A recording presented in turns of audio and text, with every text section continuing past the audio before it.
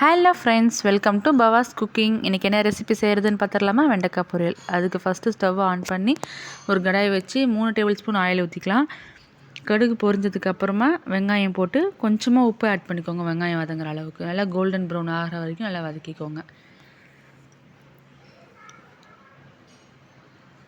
நல்லா வதங்கி வந்ததுக்கப்புறமா நம்ம பொடியை நறுக்கி வச்சு வெண்டைக்காய் ஆட் பண்ணிக்கலாம்.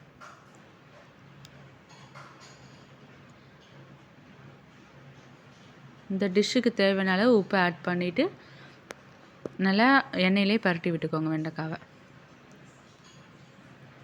நல்லா எண்ணெயிலே பரட்டிவிட்டு மூடி போட்டு வச்சுக்கலாம் ஒரு 5 நிமிஷம். இப்போ 5 நிமிஷம் கழித்து பார்த்தா நல்லா வதங்கி வந்திருக்கும்.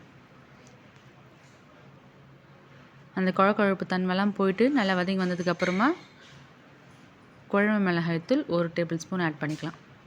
அது நல்லா எண்ணெயிலே போட்டு பரட்டி நல்லா பச்சை வடை போகிற அளவுக்கு நல்லா பரட்டி விட்டுக்கலாம். இப்போ கொஞ்சமாக தண்ணி ஊற்றிக்கலாம்.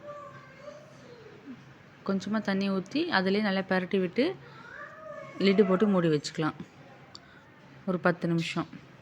அதுக்கப்புறம் ஓப்பன் பண்ணி பார்த்தா நல்லா மசாலாஸும் நல்லா வெந்திருக்கும். வெண்டைக்காயும் நல்லா வெந்து நல்லா சுருங்கி வந்திருக்கும். இதே மாதிரி நீங்களும் ட்ரை பண்ணி பாருங்கள். ட்ரை பண்ணி பார்த்துட்டு எப்படி வந்துச்சுன்னு கமெண்ட்ஸில் சொல்லுங்கள்.